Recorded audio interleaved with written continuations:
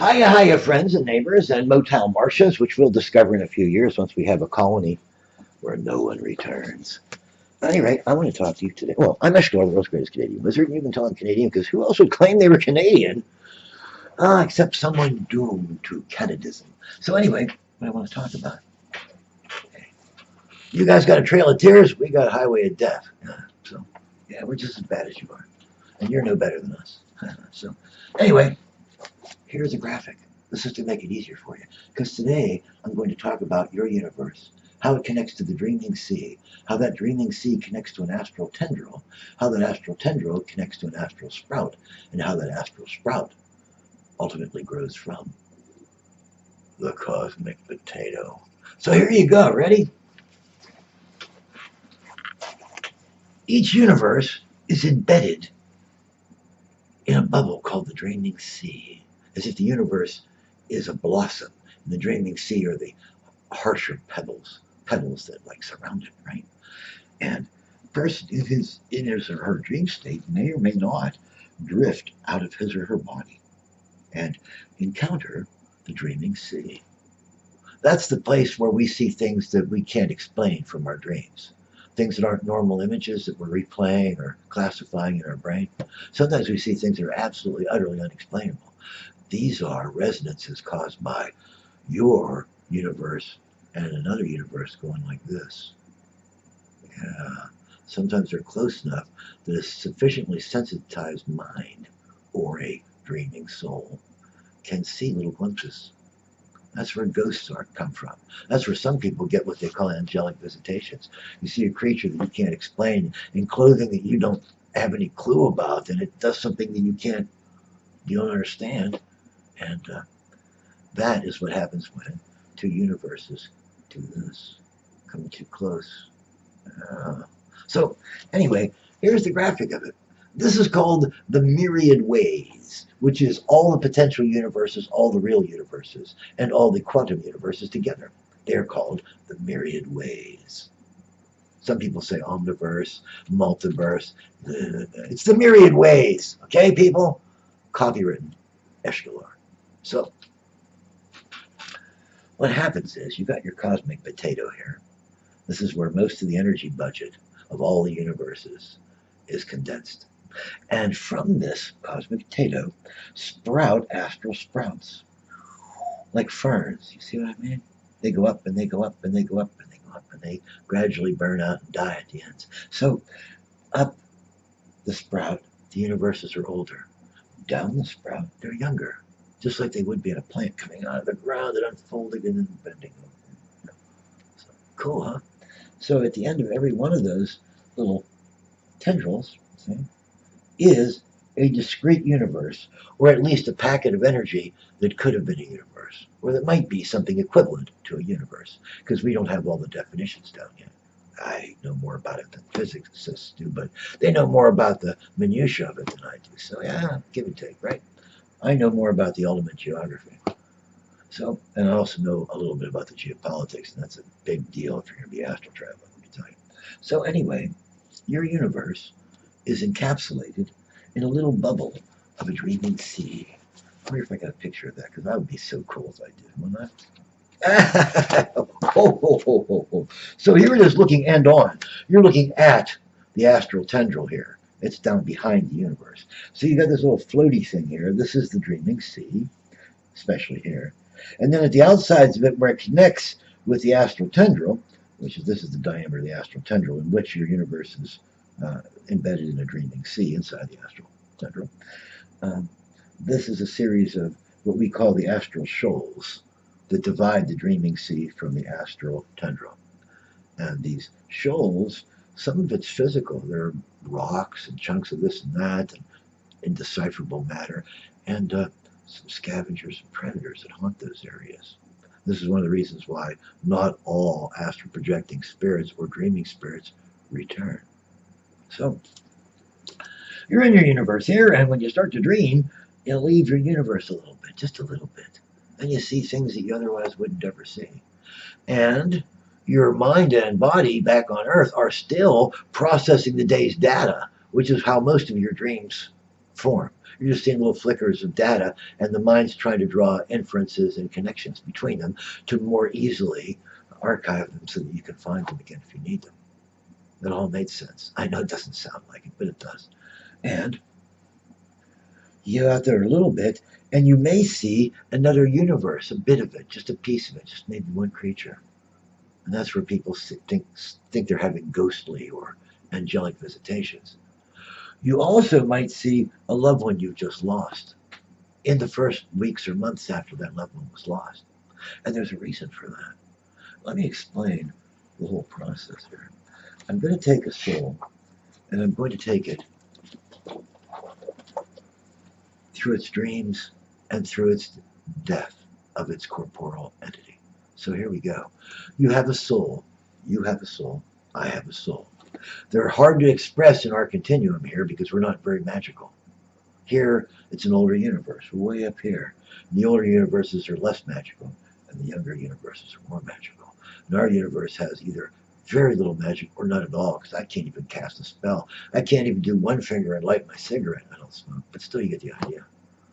That's, well, smoked a lot of weed, but tobacco and I, we are no longer friends. Might even be enemies. So anyway, your universe isn't based in a little bubble of a dreaming sea at the end of an astral tendril. And that astral tendril is what we would think of, what our writers and philosophers think of as the astral plane. But it's only the very smallest part of it, because that tendril goes down to an astral sprout. And that astral sprout leads through all this big band of universes, and all through they're non-technical, and then more magical, more magical, more magical. I mean, they're technical, then more magical, more magical, more magical, and then they're really seriously magical down here. You got dragons and all kind of stuff. Up here, you might have some hedge wizardry. Up here, you got nothing but machines because there's no magic left. There's a reason for that. Magic is a standing quantum field. I think it's 26th quantum field, and it has a gauge particle called the Kell, a boson called the Kell, and that Kell is part of the binding energy of certain elements that are so unstable that we no longer have them in our universe. Elements with nucleon counts in the high 400s and up to 640 or so. These elements are expressed in universes that I have been in specific unique elements, right? These high nucleon counts, which should not exist, but they have an extra form of binding energy, Kell energy. And these elements are, the most powerful is Ephodium, and then there's Hecatium, and then there's Deminsk. No, I'm wrong about that. I think, yeah, most powerful Ephodium, then Hecatium, then Deminsk. Okay, Deminsk is the least powerful one, right? So anyway, when these elements break down as if they were radioactive elements, and they actively seek to break themselves apart over time and turn into less dense, lower nucleon count elements, right? Fragments. These release Kells as part of the binding energy released as they break down. These Kells become the standing magical field. They are the gauge particle. They are the way that force is transmitted through the standing magical field to what we would call reality. Wizardry's real. Just don't know how to figure it. And you also don't realize you're in a non-magical universe. So that's why, even if you knew how, you wouldn't be able to cast a spell. That's why all magicians in this universe are prestidigitators. They aren't wizards. So anyway, we also have some sorcerers. Sorcerers are people that seek exaltation through chemical means. So some sorcerers get so flogged, so appropriately tuned, that they reach the dreaming sea in their conscious state. Very few of them ever go to the astral that way. If they did, they probably won't come back, because some astral predator or astral scavenger sitting on a rock at the edge of that dreaming sea, the astral shoals, will see that beautiful shiny thread connecting the soul and the body and say, "Ooh, I want some of that." You see what I mean? So it's dangerous to go too far out there. You dreamers, don't seek to dream to see other universes, because you may find yourself in a place where you have no defenses. And the creatures are quite used to preying on guys like you who don't know what they're doing. So anyway, I was fortunate. I had Barizanar, now gone. Barizanar was an independent entity of great and marvelous power. Together, we were an icon of chaos. I was the most privileged creature in all the universes for a while. Yeah, roughly 1,200 years, 1,140 years or something. And then I'm here. Oh no, I was here a while. So about 800, and then 100, and then so about 900 years of my continuum were spent my existence were spent elsewhere. And then I've been here for a few hundred years, but still, point being, you have your universe, and your universe is embedded in a sea of dreams. And those sea of dreams are surrounded by the astral shoals, some of which are legitimate rocks just floating there. And beyond the astral shoals is the astral tendril. And then beyond the astral tendril is the astral sprout.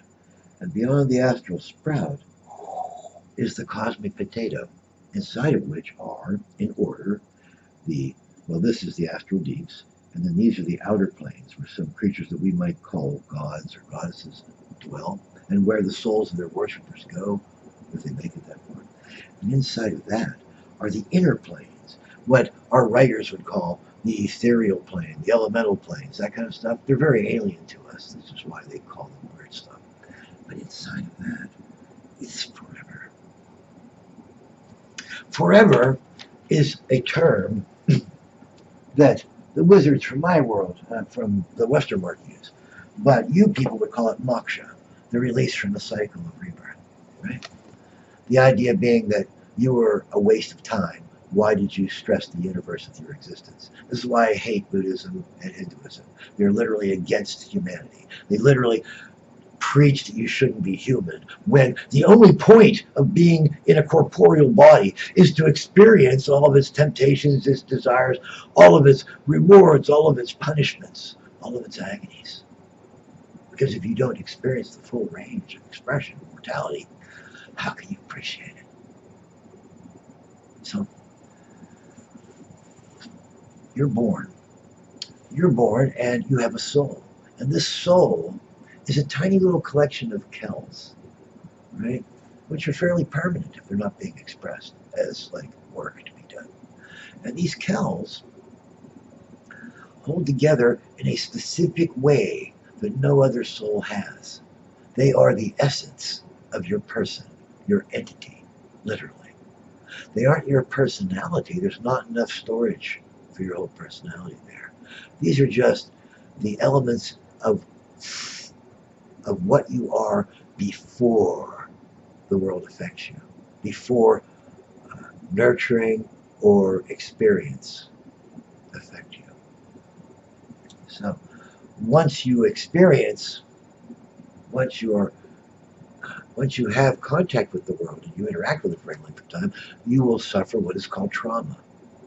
Those traumas, collectively or individually, are wounds in that little piece of kells. And then they try to reset, to repair those wounds, to compensate for those wounds, to keep the energy that is essentially you fairly intact. And that is the process of creating personality. Personality is the scar tissue that grows over trauma. Yeah, it's a thing. So what happens is, as that tiny little bit of kells that are inside your corpus pass through existence with your corpus, they are slightly modified, not much. And you develop a personality, which is the scar tissue that grew over your various infantile or adult traumas, developmental traumas, psychological traumas, inner, outer conflicts.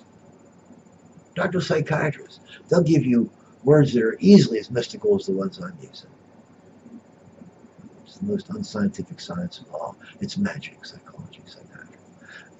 People will never admit to that, but it is, because every personality is different, and you can't generalize them, or you cause fresh traumas, and your patient leaves your understanding again because you pushed them away. Anyway, so during the course of your life, that little pocket of kells is modified slightly, that your soul, slightly, not much. because it is the elements of your basic being. They are not, it is not your personality. That's formed by your corporeal existence and its reaction to trauma. But when you die, the little cord that connects the dreamer, the spirit as it dreams, with the body back on earth, snaps, ping, and the soul goes outward in the dreaming sea through the astral shoals, if it can. There are predators and scavengers. And then it reaches, here we go. This is why this is important. It reaches the astral tendril, and then it comes down the astral tendril, because there are currents and streams that affect only the disembodied souls. They won't affect a physical traveler. He's too massive to be affected by them.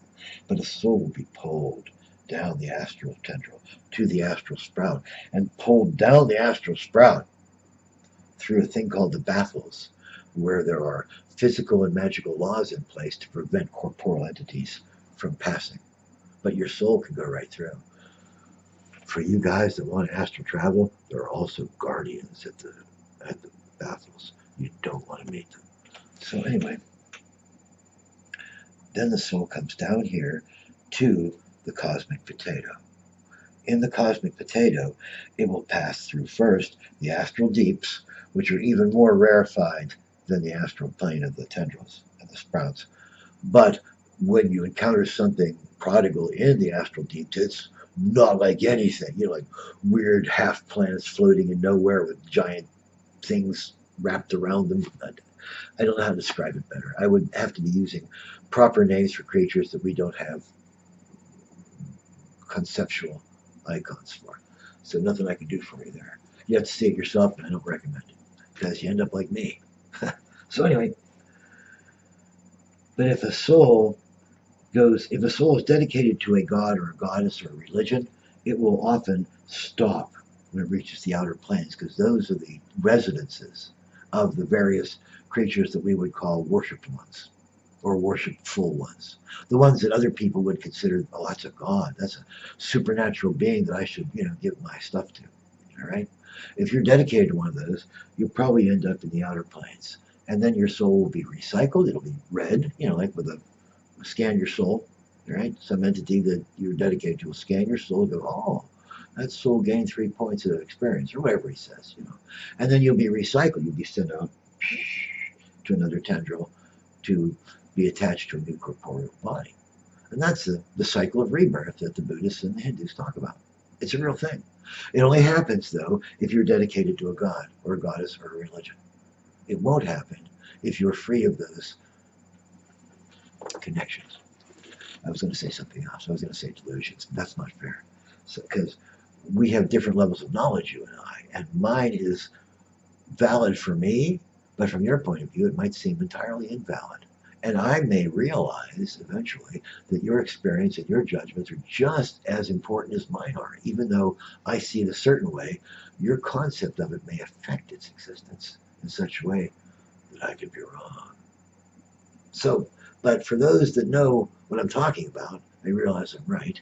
This will all make a lot of sense. So, the soul leaves its body, passes through those astral shoals into the astral tendril, gets sucked down the astral tendril, or to the sprout, gets sucked down the sprout through the baffles, and then into the cosmic potato. Inside the cosmic potato, it will stop if you were a member of a religion and you really believed, a worshiper of a god and you really believe. You know how we say that faith moves mountains? If you are really faithful, you think it's going to make this god obey you in the real world. He doesn't have powers in the real world. He's an astral being. For him to travel up the stalk to one of these many, many tendrils where he has worshippers and focus himself down to the life of a single worshiper requires an enormous output of energy. And if you really respect and love your God, you're not going to want him to do that very often, because it's a waste of his energy, even if he loves you, because he loves a lot of people. He's only got X amount of energy. So anyway, once the soul gets here, it's probably going to stop in the outer planes. If it is not attached to a religion or a religious icon or figure, it will continue, if it survives, through to the inner planes, what we would call the elemental planes, and That's pretty much it. The ethereal plane, the ethereal sea, in which float the elemental planes. That's all the inner planes here. And those are places where mortals have no cognates. If you were in a corporeal state with your eyes and your ears and your mind, trying to understand this as you pass through it, it would be absolutely incomprehensible to you. The laws are different. They don't make sense to you. And they could be deadly. But if you make it all the way through there in spirit form, you get to this tiny little peanut at the center of the cosmic potato. Forever. Forever in Hinduism and Buddhism is known as moksha. You won't be coming back. You've wasted your experience. You've learned nothing. You've wasted the universe's time, and now you've returned to nothing. I find that a sad, sad fate. So even I am attached to a religion. I'm attached to a religious figure, to belief that there is a superior entity who might in some way care for me a little bit.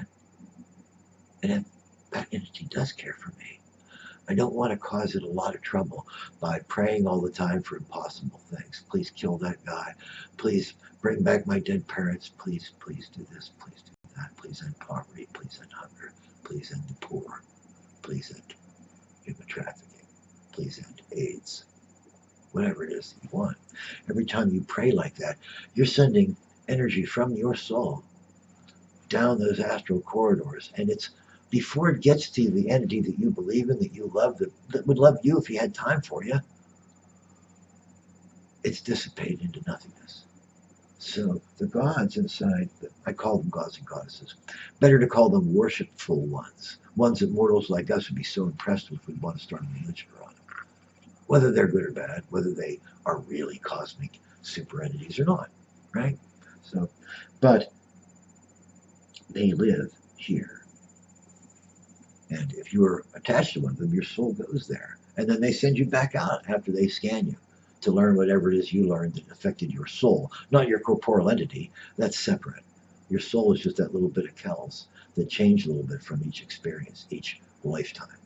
And it will say, oh, well, that universe modified that soul this way. Most interesting. So the creatures, the entities, the gods and goddesses learn about all of their reality by interacting with all those worshippers' souls that come to them and that are sent back out again. Yeah, we're probes sent by the gods to examine their domains. How about that? Yeah. So, anyway, if you're a dreamer, you won't reach this. You'll stay in the dreaming sea surrounding your universe, this little dot. You won't go far out into that dreaming sea. There's no reason to. Those that do go too far out are in danger of not coming back, because the soul is affected by the currents of the astral tendril and the astral sprout and the astral container. And the tendril, the thread that connects the soul to the single corporeal body at any given time that creates the entity out of you, that is your personality, your person, is very tenuous. It could break. So you don't want to leave your body and go too far. Now, ghosts, angelic visitations that don't make sense, things you try to struggle to understand and you don't, here's why. Each of these tendrils leads to a universe, and the tendrils wave. And so sometimes two tendrils will almost touch. And when they do, sensitive people or dreamers may see entities or objects or actions in that other universe take place. And they will interpret those as ghosts, angelic visitations. Now, as I said before, in the first couple of months, maybe a year even, after a loved one dies and you're dreaming, you may encounter them. But they are, to you, because you're a corporeal entity, you will give that soul, that familiar soul, an appearance. Your dad, your mom, your aunt, that lover you lost. And it is that person's essence, but it is not their personality. That was left back on earth when they died. Their corporeal form contained the scar tissue that grew over trauma. You, as a soul, are the basis of that entity, But in your next existence, you will have a different personality because you'll have different traumas and they will affect you differently. But who you are at the very essence of your being, if you're a nice person, if you're a suspicious person, if you're whatever, that tends to be carried with you in that little pocket of Kells that we call soul. And that goes all the way down to here, into the final dimensions, the final destinations, which are all in the outer planes. Or if you are free of the desire to worship or to ascribe to a power greater than you will enter forever, and that's moksha. Your journey is over. You are no longer a discrete entity. That's your business. I'm sorry you're gone. I might have liked you. I might have liked you in any of your personalities, but I won't get the chance because you're gone. So, this is Eshkalar, the world's greatest Canadian wizard, and an experienced astral traveler, telling you how this is all arranged. Now, you wonder, if that's how it's arranged, Eshkalar, and the universes are so far apart that you can only see like through the shell as they wave together, but you can't cross that. You have to go down an astral tendril to the astral sprout, travel down the astral sprout to the next tendril, travel up the tendril to the next dreaming sea, and there thence to the universe, just to get to the one next to yours. And depending on the power of your transportation, that might take 1,000 years. Do you have that to spare? So that's why immortality is so important to being a cosmic entity or being the servant of a cosmic entity. Because otherwise you lose your way and die. That's the end of you. That message didn't get sent. That task didn't get done. So there are ships that ply the astral tendrils. That's right. There are ships that go up and down from a universe through the astral tendril to the astral sprout, and then up or down to another tendril, and then out that into another dreaming sea, and thence into another universe. Ships that ply those ways and fight against those currents. Yeah. And those ships, astral cruisers, astral clippers, astral frigates, astral corvettes, astral pirate ships. Yeah. They ply those ways, and they ply those ways using powers that I will describe in a separate video that implies the concept of and fleshes the concept of the navigator, which I will express to you in a different video. And I talk about the means of astral travel that are dependable and useful to a person that wishes to go to another universe but doesn't know how. But why you would. Wait. In the universe you're in, generally the drugs are just as good as they are anywhere else. And definitely the women are just as pretty, or the men, whatever it is you're into. And the dogs are just as friendly. Well, there are a couple of universes that isn't like that. Especially the very technical, old, and the very magical, young universes are not good places for mortal entities to visit. You may see things, you may experience things, wow, prodigal, wonderful things, but it'll be kind of like a Rick and Morty situation where you spend all your time fleeing from what you have found. So, this is Eshkalar, the world's greatest Canadian wizard, teaching, get this, cosmic truth. People don't usually get that till they die. And you can thank me, because I'm Eshkalar. I've gone through some of this stuff, including dying about 1,000 times. Jeez. I drowned in 1.5 inches of water in a swimming pool because I was so drunk I didn't want to roll over. You don't want to be like me, but you might learn something from my mistakes and my adventures. This is Eshkalar. What is this? It's the 27th of January, 2023. Holy mackerel. And this has been an extra long edition of Myth in Person.